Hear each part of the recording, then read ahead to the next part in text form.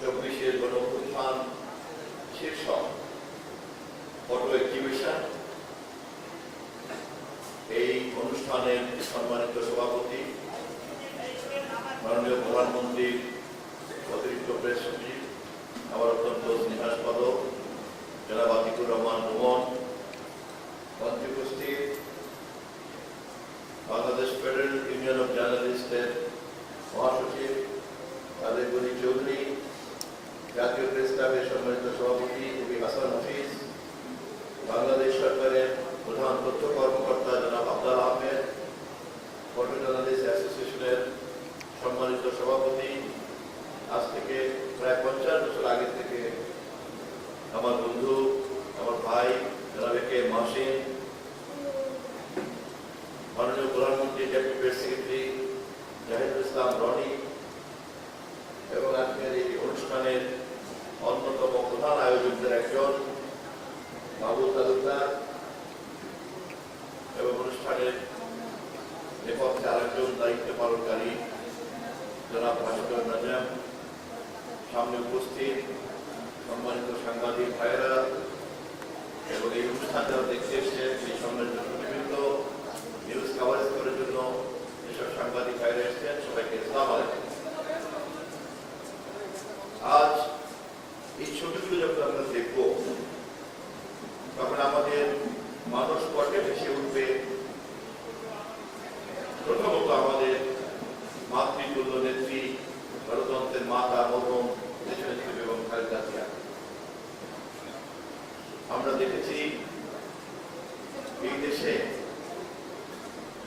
1990-এর দশকে স্বৈরাচার ছাত্র গণ আন্দোলনকে তিনি কিভাবে জাগ্রত করেছেন এবং কিভাবে একটি সামরিক স্বৈরতন্ত্রকে পরাজিত করেছেন, গোটা জাতিকে ঐক্যবদ্ধ করেছেন, তত্ত্বাবধায়ক সরকার ব্যবস্থার অধীনে নির্বাচিত হয়ে নির্বাচিত নারী প্রধানমন্ত্রী হিসাবে আবির্ভূত ঘটেছে।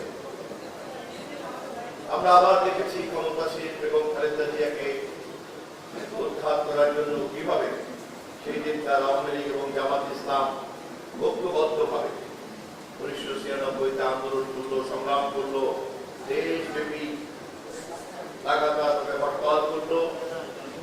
সেদিনও বেগম খালেদা জিয়া জোর করতে পারতেন, কিন্তু তিনি সংবিধানের ত্রয়োদশ সংশোধনীকে যুক্ত করে সাংবিধানিক পদ্ধতিতে, নির্বাচনের পদ্ধতিতে জনগণকে সাথে নিয়ে সংকটের সমাধান করে ক্ষমতা থেকে স্টেপ ডাউন করবেন।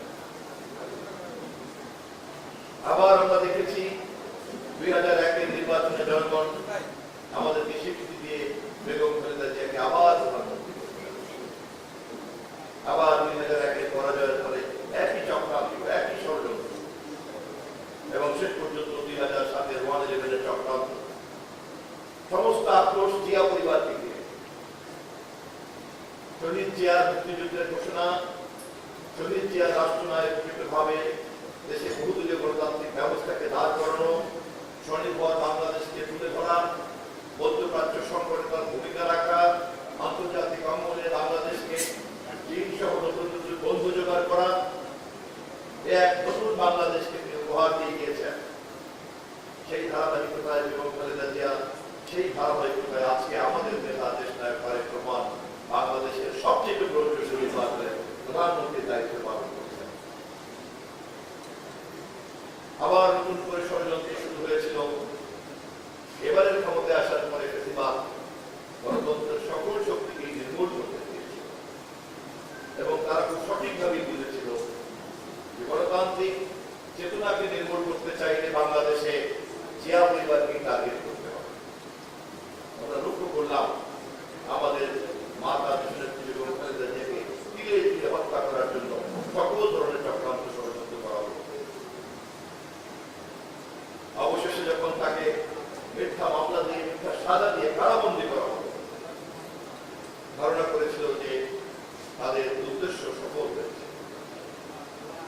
আমাদের দলের ভারপ্রাপ্ত চেয়ারম্যানের দায়িত্ব নিয়েছিলেন সেই দিন আমাদের ভারপ্রাপ্ত চেয়ারম্যান দেশ নায়ক তারেক রহমান। আন্দোলনের নতুন পর্ব শুরু হয়েছিল দেশ নায়ক তারেক রহমানের নেতৃত্বে। চলমান যে সংগ্রাম, বিএনপি সহ রাজনৈতিক দল আমরা করছিলাম, তখন যারা শিশু, তখন যারা কিশোর, তারাও কিন্তু এই আন্দোলন দ্বারা প্রভাবিত ছিল। আমরা আজকে দেখে অত্যন্ত আনন্দিত, উদ্বেলিত।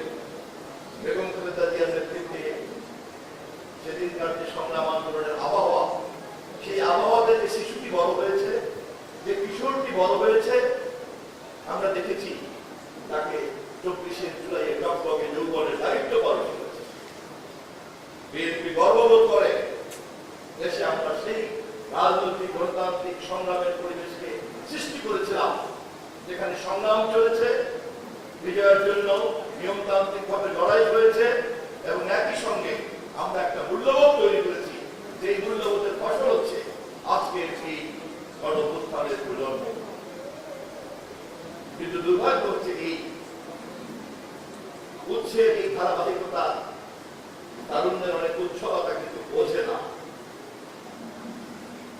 তারুণ্যের উৎসবতার মধ্যে সাহস থাকতে পারে, কিন্তু অভিজ্ঞতা এবং প্রজ্ঞার জন্য যে সময় দরকার তা থাকার কথা না। এ কথা স্বীকার করার মধ্যে কোন অপরাধ নেই, এ কথা স্বীকার করার মধ্যে কোন হীনমন্যতা থাকা উচিত না, কোন ভুল থাকা উচিত না।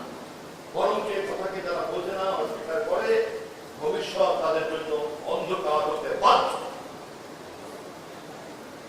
ফ্যাসিবাদ মুক্ত বাংলাদেশে আমরা যখন গণতান্ত্রিক সংস্কৃতি চর্চা করতে চাই, জাতীয় সংসদকে যখন আমরা একটা এফেক্টিভ পার্লামেন্টারি কালচারের মধ্যে নিতে চাই, আমরা খেয়াল করেছি পার্লামেন্টের চাইতে রাজপথকেই অনেকের বেশি পছন্দ। আমরা খেয়াল করেছি পার্লামেন্টের ছোটখাটো নাটককে রাজপথে এনে আরো বেশি ওটাকে বাষ্প দিয়ে দেন সোশ্যাল মিডিয়াতে নানান রকম যুদ্ধে লিপ্ত করার একটা প্রকল্প কেউ কেউ হাতে নিয়েছে। একথা মনে করার কোনো কারণ নাই তারেক রহমানের সরকার এই ষড়যন্ত্রের গভীরতা বোঝে না, একথা মনে করার কিন্তু কোনো কারণ নাই। একথা ঠিক, আমরা বুঝি বলেই কিন্তু আমরা দায়িত্বশীল আচরণ করি, আমরা বুঝি বলেই কিন্তু আমরা অভিভাবকের ভাষায় কথা বলি, আমরা বুঝি বলেই কিন্তু আমাদেরকে গঠনমূলক সমাধানের কথা চিন্তা করতে হয়। কেবলমাত্র প্রতিক্রিয়াধর্মী উত্তেজনাকর অশ্লীল বক্তব্য এবং সমাজ সোশ্যাল মিডিয়াতে এ ধরনের একটা দূষিত পরিবেশ তৈরি করার লক্ষ্যে আমরা আমাদের দায়িত্বকে নিয়োজিত করতে পারি না।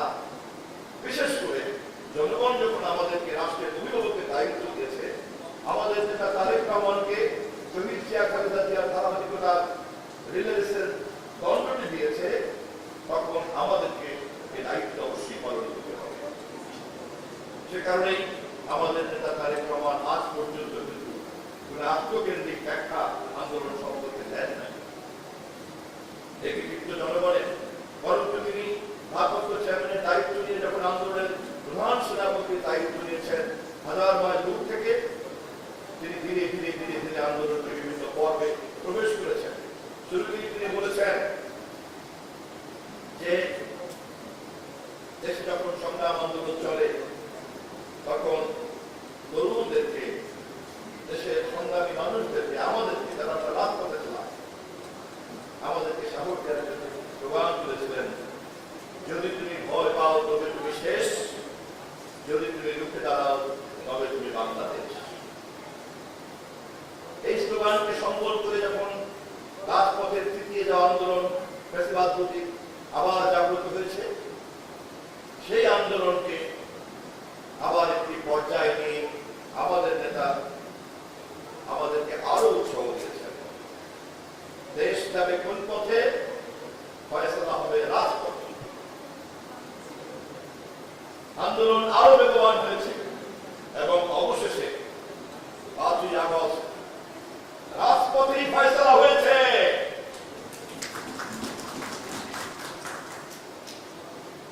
এবং রাজপথে ফয়সালা হওয়ার দিন প্রমাণ হয়েছে বুলেটের মুখে বাংলাদেশ, ফ্যাসিবাদের দিন শেষ। এখন আমরা সেদিন জাতীয় নির্বাচনের জন্য অপেক্ষা করতে শুরু করলাম। 5ই আগস্টের পর থেকে এই নির্বাচনকে নিয়ে নানান চক্রান্ত ষড়যন্ত্র করেছে। আবার সেই একই দৃশ্য, জনগণের ভোটের ক্ষমতা জনগণকে না দেওয়ার জন্য নানান মহলের নানান চক্রান্ত। খুব দুর্ভাগ্যজনকভাবে আমরা লক্ষ্য করেছিলাম রাষ্ট্রের দায়িত্বশীল ব্যক্তিরা পর্যন্ত জাতীয় নির্বাচনের বিরুদ্ধে করে দিয়ে কথা বলেছিলেন। সেদিন আমাদের নেতা তারেক রহমান লন্ডনে অন্তর্বর্তীকালীন সরকারের প্রধান ডক্টর ইউনূসের সঙ্গে বৈঠক করে 12 ফেব্রুয়ারির নির্বাচনের তারিখ যে শান্তিপূর্ণভাবে ঠিক করেছিলেন, সেটাই ছিল একমাত্র সমাধান। সকল ষড়যন্ত্র অবসান ঘটেছে, 12 তারিখে নির্বাচন হয়েছে। নির্বাচনে দেশের মানুষ আমাদের ধানের শীষকে রাষ্ট্র ক্ষমতা দিয়েছে এবং শহীদ জিয়া এবং খালেদা জিয়ার কেবলমাত্র রক্তের উত্তরাধিকার নয়, রাজনৈতিক উত্তরাধিকার হিসেবে তারেক রহমানকে রাষ্ট্রনায়ক নির্বাচিত করেছে। আজ আমাদের ঠিকানার স্লোগান গর্ব দেশ, সবাই মিলে গর্ব দেশ, সবার আগে বাংলাদেশ। ফ্যাসিবাদ উৎখাতের পর্ব শেষ, এখন আমাদের দেশ গড়ার পালা। যারা কখনো চক্রান্ত ষড়যন্ত্র করেছিল অথবা কেবলমাত্র কৈশোরের বিভ্রান্তিতে ছিল, তারা এখন দেশ গড়ার কাজে, গঠনমূলক কাজে তারা মন দিতে চায় না। আন্দোলন করা কারোর জন্য পেশা হতে পারে, কিন্তু আমাদের জন্য তা কেবলমাত্রই ভোটাধিকার, গণতান্ত্রিক চেতনা এবং একটি স্বাধীন, স্বনির্ভর, সার্বভৌম বাংলাদেশ প্রতিষ্ঠার কাজ। সেই আন্দোলনকে আমরা সমাপ্ত করেছি। অতএব এখন আমাদের কাজ হলো দেশ গড়ার দায়িত্ব। যারা সমস্যা তৈরি করবেন আমরা তাদের সঙ্গে গঠনমূলকভাবে সমাধানের চেষ্টা করব, কিন্তু আঙুল যদি বাঁকা করতে হয় রাষ্ট্রের প্রয়োজনে, দেশের প্রয়োজনে, জাতির প্রয়োজনে, জনগণের প্রয়োজনে, সরকার কিন্তু অবশ্যই তা করতে হবে। শেষ মুহূর্ত পর্যন্ত আমরা চেষ্টা করব শান্তিপূর্ণভাবে এই বিষয়গুলি সমাধান করতে। আমি ফটো জার্নালিস্ট অ্যাসোসিয়েশন এবং আমার ব্যক্তি পরিবারকে আবারও ধন্যবাদ জানাই। আপনাদের এই ফটো এক্সিবিশনের মধ্য দিয়ে আমাদের এই দীর্ঘ সংগ্রামের ইতিহাসকে আপনারা যেভাবে তুলে ধরবেন, তার মধ্য দিয়েই জনগণ বুঝতে পারবে এত সংগ্রামের সুফল আজকের নির্বাচিত প্রধানমন্ত্রী তারেক রহমানের সরকার, এই সুফলকে আমরা কোনোভাবেই হারাতে পারি না। সংগ্রামের দলিল যত বেশি হাজির হবে, যা ফটো জার্নালিস্ট অ্যাসোসিয়েশন এবং আমার মেয়েকে আজকে হাজির করছে, এই দলিলের কারণেই আমাদেরকে সংরক্ষণ করতে হবে আজকের এই সরকারকে, তারেক রহমানের সরকারকে, নির্বাচিত সরকার। এই কঠিন দায়িত্ব পালন করার জন্য আমি ফটো জার্নালিস্ট অ্যাসোসিয়েশন এবং আমার মেয়েকে ধন্যবাদ জানিয়ে আমার বক্তব্য শেষ করছি। খোদা হাফেজ। বাংলাদেশ জিন্দাবাদ।